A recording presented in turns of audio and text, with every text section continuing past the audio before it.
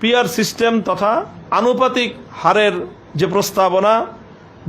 দুটোর মধ্যে একটি কম্বিনেশনের প্রস্তাবনা আমরা দিয়েছিলাম,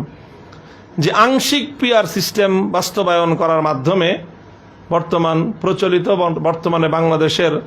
রাজনীতির ক্ষেত্রে যে একটি শূন্যতা এবং দুর্বলতা, সেটাকে যেন পূরণ করা হয়। সেক্ষেত্রে বাংলাদেশ খেলাফত মজলিসের স্পষ্ট প্রস্তাবনা ছিল যে আমরা এমন একটা বন্দোবস্ত চাই যেখানে এক বা দুটি দলের হাতেই বাংলাদেশের রাজনীতি যেন কুক্ষিগত না হয়ে যায়, তাদের হাতে বন্দী না হয়ে যায়, বরং সকল রাজনৈতিক দল এবং সংখ্যাগরিষ্ঠ মানুষের মতামতের যেন প্রতিফলন ঘটে। প্রচলিত বর্তমান বাংলাদেশের রাজনৈতিক বন্দোবস্তে অধিকাংশ জনগণের মতামত প্রতিফলনের ব্যবস্থা নাই, বরং এমনকি সংখ্যাগরিষ্ঠ ভোটদাতা, ভোট প্রদানকারী, ভোটাধিকার প্রয়োগকারী অধিকাংশ ভোটারদেরও বর্তমান বিরাজিত ব্যবস্থায় মতামতের প্রতিফলন ঘটে না। দেখা যায় যে যারা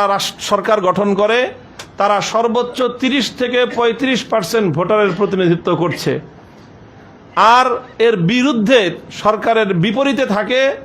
65 থেকে 70% ভোটাধিকার প্রয়োগকারীর মতামত। কাজেই এই ধরনের শুভঙ্করের ফাঁকি বর্তমান বাংলাদেশের বিরাজমান এই রাজনৈতিক এবং নির্বাচন ব্যবস্থার মধ্যে রয়েছে। সেই জায়গাটাকে যে কোনোভাবেই সংশোধন করে, সংস্কার করে এমন একটা বন্দোবস্ত করা চাই যেন ভোটাধিকার প্রয়োগকারী অধিকাংশ মানুষের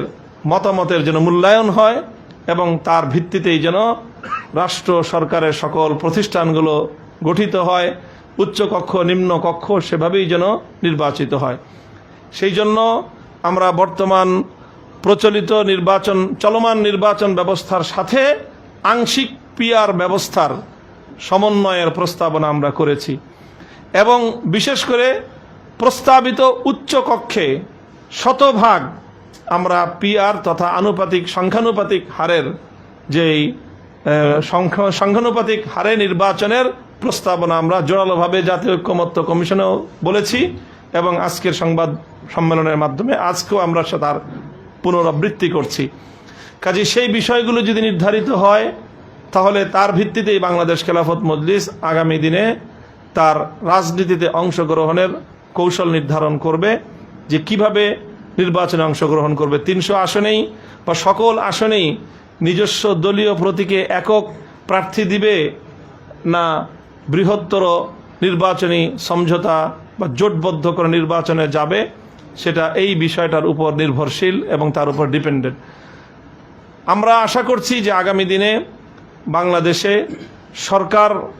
প্রতিষ্ঠিত হবে, নির্বাচিত সরকার, জনগণের ভোটে নির্বাচিত হবে সরকার, সেই সাথে জনগণের ভোটেই শক্তিশালী বিরোধী দল গঠিত হবে, যাতে বিগত দিনের যেই ফ্যাসিবাদ তৈরির যে মোক্ষম উপায় ছিল, পথ ছিল, সেটা হলো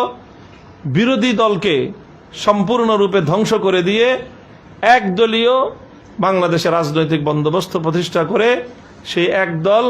ভিনদেশি এজেন্ডা বাস্তবায়নের মাধ্যমে দেশকে বিদেশি শক্তির কাছে বিক্রি করে দেওয়ার পায়তারা চালিয়েছিল। বাংলাদেশ খেলাফত মজলিস দেশের স্বার্থে, জনগণের স্বার্থে আগামীর রাজনীতিকে দেশের পক্ষে, জনগণের পক্ষে, দেশের স্বকীয়তা, স্বাধীনতা রক্ষা করার লক্ষ্যে বাংলাদেশ খেলাফত মজলিস চায় যে আগামীর রাজনীতিতে সরকারের পাশাপাশি শক্তিশালী বিরোধী দলও থাকবে এবং তারা সরকারের গঠনমূলক সমালোচনার মাধ্যমে দেশকে সামনের দিকে অগ্রসর করার চেষ্টা চালাবে ইনশাআল্লাহ। তো আমরা আশা করি যে সেভাবেই বাংলাদেশ খেলাফত মজলিস ইনশাআল্লাহ অচিরেই তার নির্বাচনী পূর্ণাঙ্গ কৌশল প্রণয়ন করে, পূর্ণাঙ্গ কৌশল নির্ধারণ করে চূড়ান্ত সিদ্ধান্ত গ্রহণ করবে এবং নির্বাচনী সিদ্ধান্ত চূড়ান্তভাবে গৃহীত হওয়ার পরেই আপনাদের মাধ্যমে ইনশাআল্লাহ আমরা জাতিকে সে ব্যাপারে আমাদের সিদ্ধান্ত অবহিত করব ইনশাআল্লাহ।